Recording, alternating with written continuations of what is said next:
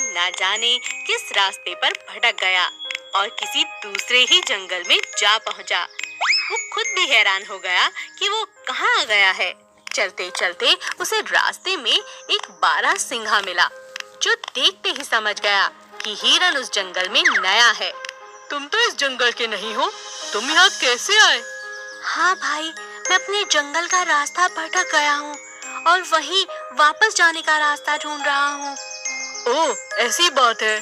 फिर तो तुम बहुत बड़ी गलती कर रहे हो। इस जंगल में बहुत से जंगली जानवर हैं जो दूसरों को मार कर खा जाते हैं। अगर किसी ने तुम्हें देख लिया तो बहुत बड़ी दिक्कत में पड़ जाओगे।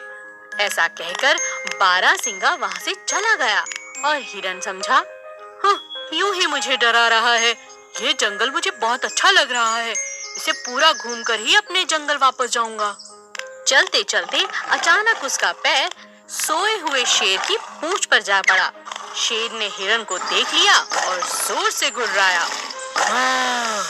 तुम्हारी इतनी हिम्मत कि तुम मुझ पर पैर रखो।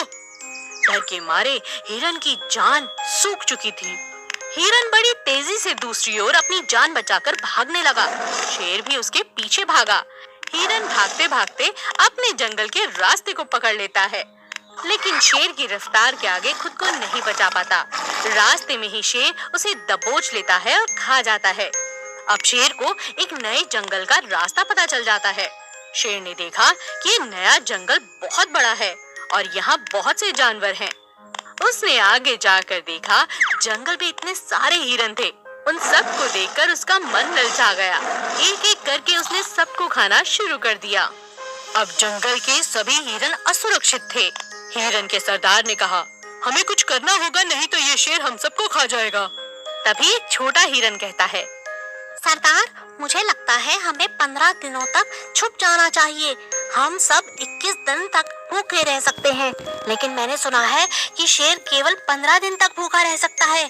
अगर हम 15 दिन झाड़ियों में छुपे रहे तो ये भूखा रहेगा और यहाँ से चला जाएगा। सभी उस बच्चे की बात को मान लेते हैं और 15 दिनों तक झाड़ियों में छुपे रहते हैं। जब 15 दिनों तक शेर को कोई हिरन नहीं मिलता तो वो अपने जंगल वापस लौट जाता है। सभी हिरन उस छोटे नन्हे हिरन की बहुत तारीफ करते हैं। अरे वाह, तुमने हम सबको बचा लिया। तुम्हारी तरकीब बहुत अच्छी थी। इसीलिए कहते हैं, समझदार कोई भी हो सकता है, बड़ा भी और छोटा भी। एक दिन मुर्गी अपने 3 छोटे छोटे चूजे लेकर दाना चुग रही थी। तभी उसने देखा एक चूजा बड़े से गड्ढे में जा गिरा। अरे ये क्या हुआ? मेरा बच्चा, ये तो अभी बहुत छोटा है, अब इसे बाहर कैसे निकालूं? मुर्गी जोर जोर से चिल्लाने लगी। तभी उसका मालिक वहां आ गया। अरे क्यों चिल्ला रही हो? क्या बात है? फिर उसने देखा कि छोटा सा चूजा गड्ढे में गिरा पड़ा है। उसने बड़े प्यार से उसे बाहर निकाला और उस गड्ढे को हमेशा के लिए बंद कर दिया। मुर्गी अपने मालिक को बहुत पसंद करती थी, क्योंकि वह हमेशा उसका अच्छे से ख्याल रखता था, कभी कोई कमी रहने नहीं देता था। एक दिन मुर्गी के मालिक ने मुर्गी से कहा, मुझे पैसों की बहुत जरूरत है। क्या मैं तुम्हारे चूजे बेच सकता हूँ? तुम्हें बुरा तो नहीं लगेगा ना? मुझे पैसों की बहुत ज्यादा जरूरत है मुर्गी। हाँ, बेच दीजिए मालिक। मुर्गी ने भारी मन से हाँ कर दी और मालिक ने चूजे बेच दिए। चूजे बेचकर उसे बहुत अच्छे दाम मिले। अरे वाह, चूजे बेचकर इतना अच्छा पैसा मिला। अगली बार भी ऐसा ही करूँगा। अगली बार जब मुर्गी को बच्चे हुए तब फिर से मालिक ने कहा, मुझे पैसों की बहुत जरूरत है, क्या मैं तुम्हारे चूजे बेच दूं? मुर्गी समझ चुकी थी कि अब मालिक लालची होता जा रहा है। उसने मालिक से कहा, आप इतनी जल्दी क्यों कर रहे हैं? कुछ दिन में मेरे बच्चे बड़े हो जाएंगे और फिर उनके भी बच्चे होंगे। इस तरह आपका खुद का अंडों का व्यापार हो सकता है।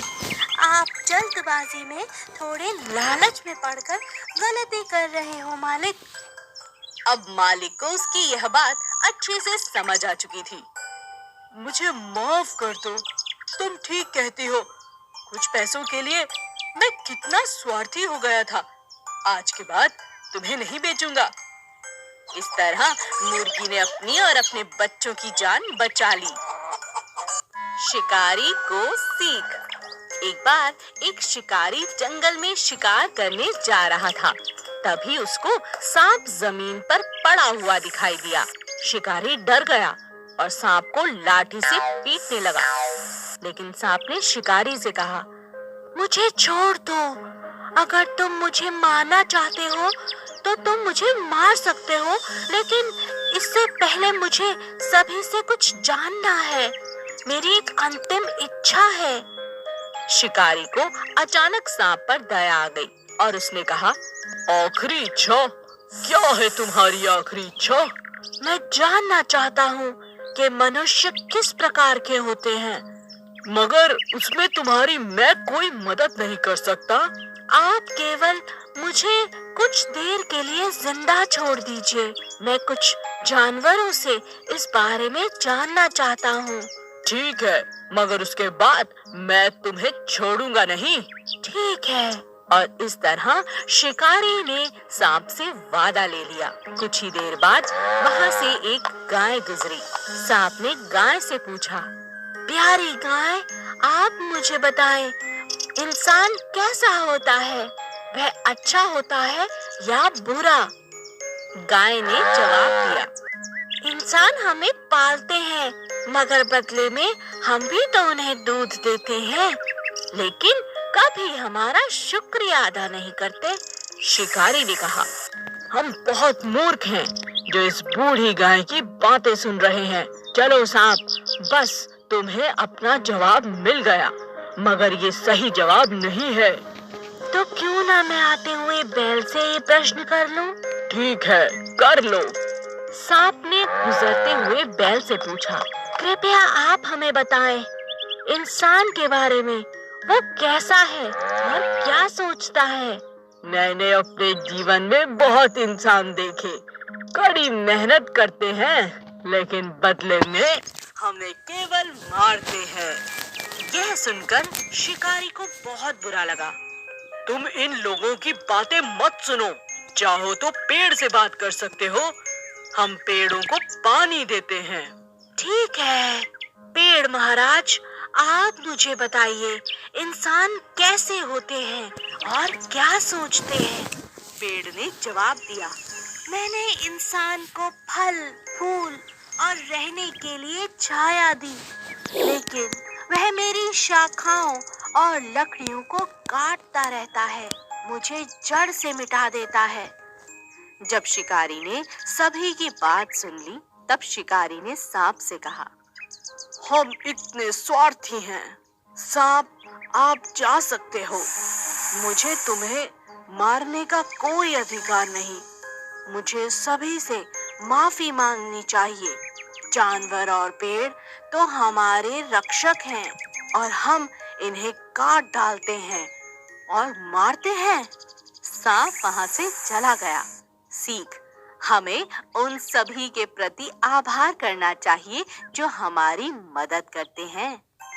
जादुई साइकिल और छड़ी। राजू कक्षा का सबसे होशियार लड़का था। वह क्लास में हमेशा प्रथम आता। उसका एक दोस्त था मनु। मनु और राजू एक साथ स्कूल आया जाया करते थे। राजू, हमारा स्कूल हमारे घर से कितनी दूर है? कितना चलना पड़ता है?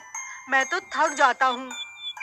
अगर हमें थोड़ा सा चलकर इतनी अच्छी शिक्षा मिल रही है तो उसमें हमें संकोच नहीं करना चाहिए मनु। हाँ, तुम ठीक कहते हो, लेकिन मैं तो बहुत थक जाता हूँ। अच्छा, तो ये बात है। मैं कोशिश करूँगा कि हमें कहीं से कोई साइकिल मिल जाए। अगर साइकिल होगी तो हम दोनों उस पर स्कूल आसानी से पहुँच जाएंगे, वो भी बिना थके, है ना? अरे वाह, ये तो बहुत अच्छा आइडिया है। हाँ, तुमने ठीक कहा, आइडिया तो बहुत अच्छा है, पर साइकिल आएगी कहाँ से? मैं अपने पिताजी से कहूँ, शायद वो हमें नई साइकिल दिलवा दे। ठीक है, कोशिश करके देख लो। पिताजी, स्कूल बहुत दूर है, आप मुझे एक साइकिल क्यों नहीं दिलवा देते? स्कूल जाना आसान हो जाएगा। बेटा, जो मेरी साइकिल रखी है ना घर के पीछे, तुम उसे ले सकते हो। थोड़ी पुरानी है लेकिन तुम्हारे काम आ सकती है। बहुत बहुत शुक्रिया पिताजी। मनु खुशी खुशी अपने दोस्त के पास जाता है। अगले दिन से दोनों उस पुरानी साइकिल से स्कूल जाना शुरू कर देते हैं। अरे वाह दोस्त, मजा आ गया। तुम्हारे पिताजी सच में बहुत अच्छे हैं। हाँ, तुमने ठीक कहा, पिताजी बहुत अच्छे हैं। लेकिन इतने भी नहीं, देखो ये खटारा साइकिल दे दी। इतनी देर लग रही है, उससे अच्छा तो हम पैदल ही चले जाते। दोनों स्कूल जा रहे होते हैं। रास्ते में अचानक साइकिल खराब हो जाती है। अरे, ये मेरी साइकिल को क्या हुआ? ये चलती क्यों नहीं? मनु, वो देखो, कितनी बूढ़ी औरत है। बहुत भूखी और कमजोर लग रही है। तुम यहीं ठहरो, मैं अपना टिफिन उसे देकर आता हूँ। लगता है उसने काफी दिनों से कुछ नहीं खाया। ठीक है, मेरा भी ले जाओ। कुछ ही देर में साइकिल ठीक हो जाती है। मनु और राजू अपना टिफिन बुढ़िया के पास रखकर वहाँ से चले जाते हैं। अब अक्सर जब भी वो आते जाते बुढ़िया के पास अपना खाना जरूर रखते। ये बुढ़िया मुझे बहुत अच्छी लगती है। बेचारी पहले से थोड़ी बेहतर हो गई है। लगता है ये बिल्कुल अकेली रहती है। इसका दुनिया में कोई नहीं। चले, बहुत देर हो गई है। इसी तरह कई दिनों तक चलता रहा। अचानक एक दिन फिर से साइकिल ठीक बुढ़िया की झोपड़ी के आगे खराब हो गई और इस बार साइकिल ठीक होने का नाम ही नहीं ले रही थी। अचानक बुढ़िया अपनी झोपड़ी से बाहर आती है। कौन है? अरे, तुम दोनों लड़के हो ना, जो रोज आकर खाना छोड़ जाते हो? इधर आओ मेरे पास बेटा। राजू और मनु घबरा जाते हैं। ये बुढ़िया तो मुझे बहुत डरावनी लग रही है। डरते क्यों हो? रुको, मैं बात करता हूँ। राजू बुढ़िया के पास जाता है।